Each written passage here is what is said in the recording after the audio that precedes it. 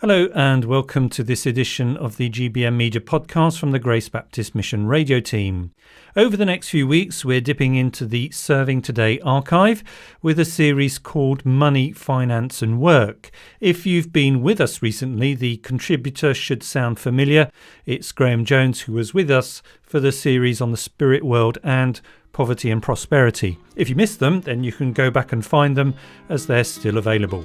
Anyway, happy listening. Welcome to Serving Today, the programme for the leaders in God's church. I'm Andrew Cook, and I'm pleased you could join me once more. Money, Finance and Work, the new series continues. And A Pastor Talks, more from Malcolm Ryan. Just recently, here on Serving Today, we began a new series dealing with the topic of money, finance and work, as an outworking of the prayer that Jesus taught to his disciples, "Give us today our daily bread." Graham Jones is with us again, and he's going to show us some examples of how the principle of work is spoken about elsewhere in the Bible. Yes, I thought we'd look at some of the examples in Proverbs, whether we're going to be an active ant or whether we're going to be a slothful slug. The main passage that introduced these ideas are in Proverbs chapter 6, verses 6 to 11. Go to the ant, you sluggard, consider its ways and be wise. It has no commander, no overseer or ruler, yet it stores its provisions in summer and gathers its food at harvest. How long will you lie there, you sluggard? When will you get up from your sleep? A little sleep, a little slumber, a little folding of the hands to rest, and poverty will come on you like a bandit, and scarcity like an armed man. What can we learn from these verses, Graham? Here it seems as though Solomon is addressing us directly. Go to the ant, you sluggard. He's asking us to think about our situation and how we are serving God where he has placed us. And here he refers to an ant and how he has been working, active in the world that God has placed him. And a person called a sluggard, someone who is lazy, someone who is not getting on and providing their daily bread. And so Solomon here is making us think about these two ideas. So thinking about this character called the sluggard, what are its characteristics? In the book of Proverbs, there are many different verses that refer to this character, the sluggard. In chapter 13, verse 4. The sluggard craves and gets nothing, but the desires of the diligent are fully satisfied. Here the sluggard is contrasted with the person who is diligent. The sluggard, someone who is lazy, someone who is irresponsible. He has desires, and he lives in accordance with those desires, but they come to nothing when it comes to daily provision. But the contrast is with someone who is diligent, someone who plans, someone who's purposeful in their daily work, and through that he will be satisfied. Or maybe we can go to chapter 20, verse 4. A sluggard does not plough in season, so at harvest time he looks but finds nothing. And so here the sluggard is pictured as someone who does plough, he does do some things, but he doesn't do them at the right time. He doesn't act with responsibility. He expects a harvest, he is looking for it, but he will find nothing, because to get a good result, we must do a thorough job. What else do we find out about the sluggard in the book of Proverbs? We can see several other verses. Here's another one in chapter 24, verses 30 to 34. I went past the field of the sluggard, past the vineyard of the man who lacks judgment. Thorns had come up everywhere, the ground was covered with weeds, and the stone wall was in ruins. I applied my heart to what I observed, and learnt a lesson from what I saw. A little sleep, a little slumber, a little folding of the hands to rest, and poverty will come on you like a bandit, and scarcity like an armed man. Here Solomon is observing the fields and the activity of the sluggard. He is thinking and learning a lesson from what he has seen. An owner of a field has to expend time and energy and money, but here the sluggard has not. And so what are there in his fields? There are thorns and there are thistles and weeds. The wall is in ruins. Nothing is growing to provide for him. And so the lesson that he has learnt is, why is this vineyard neglected? because the sluggard has not started, the sluggard has not applied himself, the sluggard has lacked the judgment on producing a harvest. And so he says that neglect will bring poverty. The bandit that he is talking about in verse 34 is poverty, and this will come upon the sluggard, and he will have little. And so the characteristics of this man is someone who is lazy, someone who puts off, someone who doesn't start, someone who never finishes. And so he is a man who isn't producing for his daily bread. And the book of Proverbs has yet more to say about this character called the sluggard. Yes, there are many verses, because in some ways you can see it. Maybe it was a problem in Solomon's day, in chapter 26 of Proverbs, verses 13 to 16. Here Solomon is being very pictorial. The sluggard won't go to the farm to do some work because there's a lion and he may get eaten by the lion. It's almost as though his excuses, time and time again, even when they have no basis, are the reason he does not do anything. You see something of his incurability day after day, week after week, as a door turns on its hinges. So the sluggard always is resting and never working. Or maybe he's the type of person in his weakness, because of his poor planning and his poor work. Yes, he wants to eat, but even if he does something, he is too lazy to bring it to fruition, back to his mouth. And so he is a person who is often proud, who has plenty to say, is wiser in his own eyes than 7 men who actually get on with their daily work. And so we have this character called the sluggard, but that's contrasted with this other character called the ant. What are the characteristics that we find out about the ant in Proverbs? In chapter 6, verses 6 to 8, we see something of the structured initiative planning of the ant. The sluggard is told to consider the wise ways of the ant. He has no commander, no overseer, nobody organising him and telling him he has to do these things. But he is getting on week by week, month by month, farming, producing, selling, doing what he needs in order that he can provide for himself. He seems to know the times and the seasons, the ant.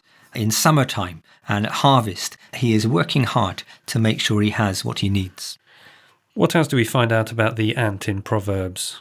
The stress in chapter 30, verses 24 and 25, is that the ants are extremely wise. One of those little creatures that God has made who seem to be able to apply themselves. They may have little strength, they may seem as though they cannot do much, and yet they store up their food in the summer. They work hard, they apply themselves, they can understand the situation, and they set themselves up for the long winter that will come. So we thought about these two characters, the sluggard and then the ant, but the book of Proverbs also talks a lot about work itself as well. It seems as though in the book of Proverbs, he's using this picture of the ant to make us think about daily work and daily life. And so he has plenty of other verses that tell us some of the attitudes we should have. If God is a worker and you see how he has made this world with its detail, with its planning, with its organisation, with its provision of all our needs, then we too are to apply ourselves in that way. And so in chapter 10, verses 4 and 5, we're told that laziness will make a man poor, but diligence, hard work, applying ourselves, will bring wealth. But it's not necessarily material prosperity as such. There are some aspects of material abundance, but often today people think about it in terms of getting, whereas in Proverbs you are wealthy in order that you can give, in order that you can provide for others, in order that you are helping the poor and the needy. And so behind this concept of wealth is not the grabbing, greed, getting of today, but it's providing for others in a right relationship with God. What else do we find out? In the book of Proverbs, Solomon is very realistic. There's this proverb in chapter 13, verse 23, that the poor man's field may produce an abundant food, but injustice sweeps it away. And sometimes that happens, isn't it? You have a good harvest, and yet people come and steal things. You're selling something and suddenly your profits are taken away by the taxman or by others who are living where you are. Proverbs is very realistic. That doesn't mean that we shouldn't work hard, but we also have to remember we live in a sinful world. What else do we find out? Proverbs puts this stress on good management, on hard work, on planning for the future. If you look at chapter 14, verse 23. All hard work brings a profit, but mere talk leads only to poverty. or if you look at chapter 21, verse 20, or you look at chapter 24, verse 27. Finish your outdoor work and get your fields ready. After that, build your house. You see, if we're going to provide for our daily needs, we need to think about priorities. And so he finishes his outdoor work, he gets his fields ready, and as the harvest grows, it then gives him time to build his house and to be secure. And so Proverbs has all these concepts of diligence and hard work, of planning, of priorities, of good management in thinking about our daily life. So, Graham, we thought about the sluggard, we thought about the ant, we thought about the subject of work. Maybe you could illustrate this with some examples. Where we work in Western Kenya, many of the pastors are providing for themselves. Their congregation cannot give them a salary, and so they are needing to provide. And I can think of Raphael. He was selling sodas and selling iced water at the market, and he would do that on Tuesday, on Thursday, on Saturday.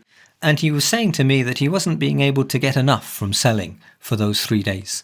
And so we went through some of these principles of being an active ant.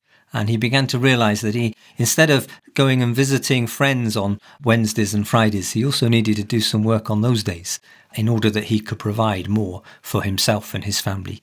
Because that's how God provides. The answer to that prayer, give us today our daily bread, is through our daily work.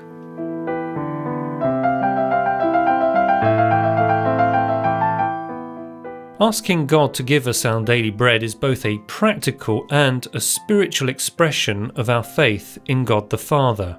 And faith is today's topic in the A Pastor Talk series with Malcolm Ryan. Pioneer missionary William Carey once said, "Expect great things of God and attempt great things for God." The disciple Peter certainly did that. Do you remember the walking on the water incident as described in Matthew chapter 14? Who could forget? The Lord Jesus has been in the hills praying alone. The disciples' boat is quite a distance offshore, having been buffeted by the waves, and Jesus goes out to them walking on the lake. When the disciples see him, they think he's a ghost. But he says to them, "Take courage, it's me." "Lord, if it's you," Peter replies, "tell me to come to you on the water." "Come," he says. Then Peter gets down out of the boat and walks on the water to Jesus. But when he sees the effects of the wind, he becomes afraid and, beginning to sink, cries out, "Lord, save me." Immediately, Jesus reaches out his hand and catches him. The Lord had said, "Come," and Peter took the risk of stepping out of the boat. Someone might say, but he soon became afraid. Then he began to sink. That's true. But he did walk on the water. And although Jesus had to say, "You of little faith," Peter still had a lot more faith than the other disciples. All he needed to remember was that when you step out in faith, you've got to keep your eyes on Jesus. Well, that brings this edition of Serving Today to an end. So this is Andrew Cook saying goodbye. May God bless you as you serve the Lord Jesus Christ. That was Serving Today, a podcast from the Grace Baptist Mission Radio team. To get in touch with us, you can email us. The address is servingtoday@gbm.org.uk. On social media, you can follow Serving Today on X, Facebook, Instagram and Blue Sky. And there's the entire Serving Today back catalogue on our webpage. Go to www.gbm.org.uk/listen. Until next time, goodbye.